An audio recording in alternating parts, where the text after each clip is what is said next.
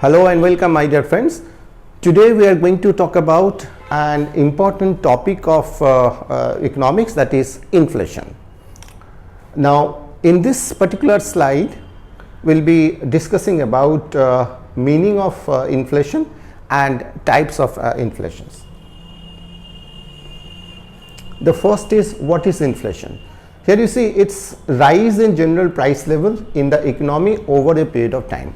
This is a general definition of inflation, but we have to be very careful about this particular definition of inflation. Remember, this is actually a rise in average price level of the commodity basket or of all the goods and services. This commodity basket is very important. So we have to remember this commodity basket, which is very important, because if you take the rise in price level of a particular commodity, that may or may not have its impact in total commodity basket's price rise. Because if we calculate the inflation by this say wholesale price index method or consumer price index method, or maybe the GDP deflator, whatever we do, we'll see that everywhere we have got a commodity basket. A large number of commodities are taken into consideration before saying that whether there is an inflation or not, and therefore rise in price level in one particular commodity may or may not lead to inflation. If the total price level of that particular commodity basket goes higher as compared to the previous period, then only there will be an inflation. So you have to keep it in mind. This commodity basket is very important. So this is a general understanding of inflation. So we can say that whenever there is a rise in price level of the commodity basket, then there is an inflation. Here we will be talking about the rate wise types of inflation. The first is creeping inflation, where the rate of general price rise is low and varies between 2% to 3%. Remember, this creeping inflation is always good for the economy. This is actually a lubricating oil for the economic machinery, because whenever there is a growth in the economy, whenever GDP GDP growth takes place, there will always be a bit of inflation there.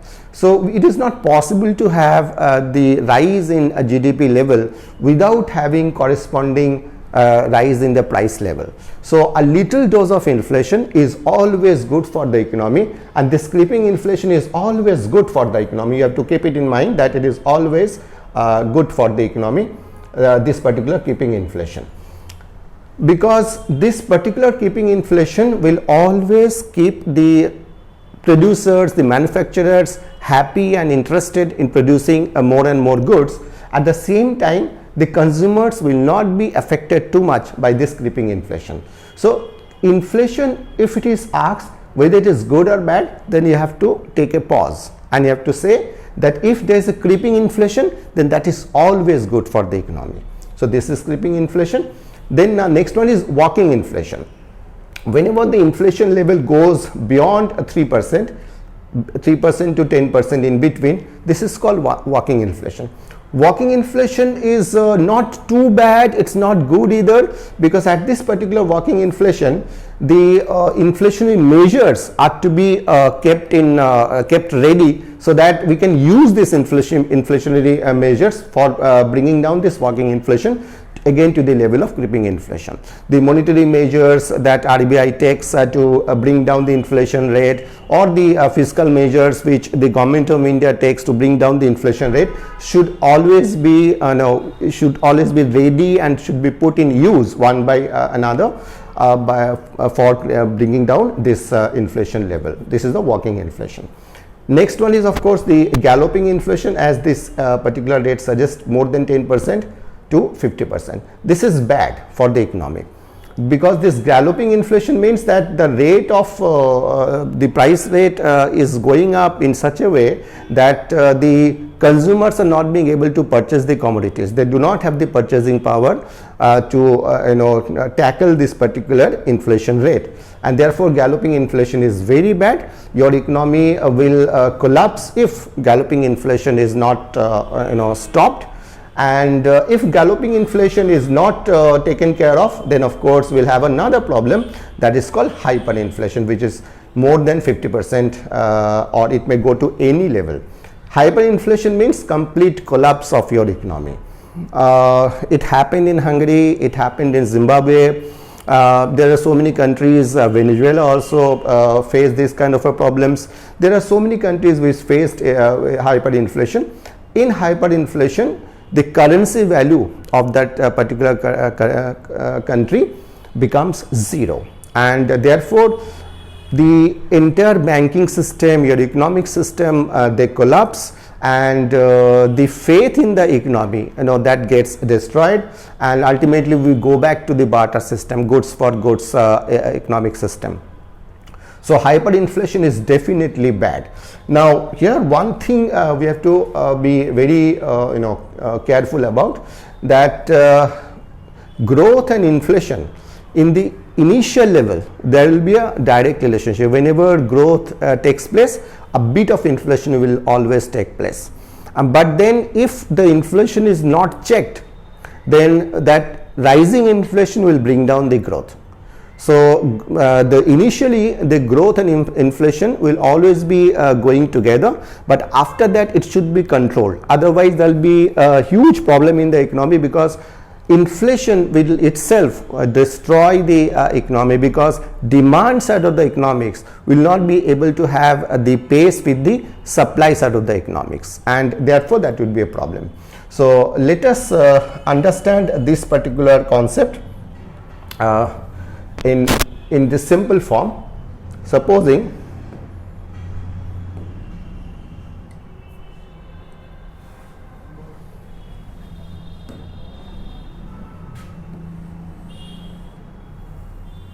here you see this is the full employment level,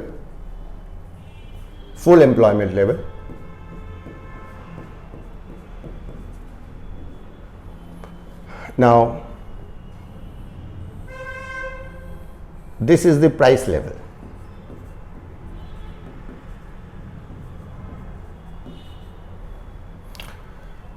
Now you see, when the price level goes down, this is actually deflation. Now when this price level goes up, but it is below full employment level, this is called reflation. This is deflation, this is deflation. And when this price level goes higher, beyond full employment level, this phase is inflation. Then again when this price level goes down, this is disinflation. And again when this price level further goes down below the full employment level, this is called deflation. So it's like this is deflation, reflation, inflation, disinflation, and then deflation again. Now this is the point, this is the area of inflation. Now here you see, when the price level goes little bit higher than this full employment level, this is called creeping inflation, which is again good. But when it goes further up, this is walking inflation, this is going to be a problem for the economy. Then again if it goes higher, then it is galloping inflation. This is again bad, as we have discussed. And then if this galloping inflation is not controlled, then it will lead to hyperinflation, and hyperinflation can go anywhere. There is no limit. It can go anywhere, and therefore this is the area of concern, except this creeping inflation. So creeping inflation is good for the economy, and thereafter the walking inflation is something which is a problem. Then galloping inflation is bad, and hyperinflation is really, really bad. So this is how we have to understand. Now the types of inflation as per cause wise. Now there are three types of inflation. One is demand pull inflation, another one is cost push inflation, and third is a structural inflation, which is also known as bottleneck inflation. Now as far as demand pull inflation is concerned, when the demand side of the economics increases, I mean the people have got more purchasing power, they are demanding more and more goods, but the supply side of the economics is not being able to keep pace with the rising demand for the goods and services. and obviously the demand will pull the price level high. This is called demand pull inflation. So it can happen when too much of money goes into the pockets of the people. The next one is cost push inflation. Cost push inflation simply means that for producing any commodity, you have to incur a lot of expenditure for purchasing the raw materials, for paying to the factors of productions, and therefore if the cost of raw material goes high, if the price paid to the factors of production goes high, then there will be a cost push inflation, because the producers will have to incur more amount of cost for producing that commodity, and as a result there will be a cost push inflation. So first we have to find out inflation for what? Is it demand pull inflation or cost push inflation? If the demand side is responsible for inflation, then accordingly the government has to take the necessary measures. RBI has to take the necessary measures. But if the cost push inflation is there, where the cost of production has gone high, then of course the government has to take the measures accordingly. Now the third one is the structural inflation. This is also known as bottleneck inflation. This can happen when the economy is based on those kind of technologies which are outdated, old, and not very much advanced. The structure of the economy is not suitable for advanced form of economic development. In that case we can have this structural inflation. So if the structural inflation takes place, then of course the government has to take certain measures so that structure of the economy can be changed a bit, so that it can cater to the needs of the people more. And therefore structural inflation is basically a long term problem for the economy, because changing the structure of the economy is something which takes time, and therefore government has to take certain measures by which the structure of the economy can be changed a bit. Instead of agriculture based economy, wherein the employment generation capacity is low, if somehow we can have more industries and more service sectors, so that rising unemployment can be provided jobs, then structure of the economy can be changed and the structural inflation can be handled. This is how we have to tackle the form of inflation. This particular small topic is important for us. In our next class we will be talking about how the inflation is to be tackled and different aspects of the inflation. Thank you.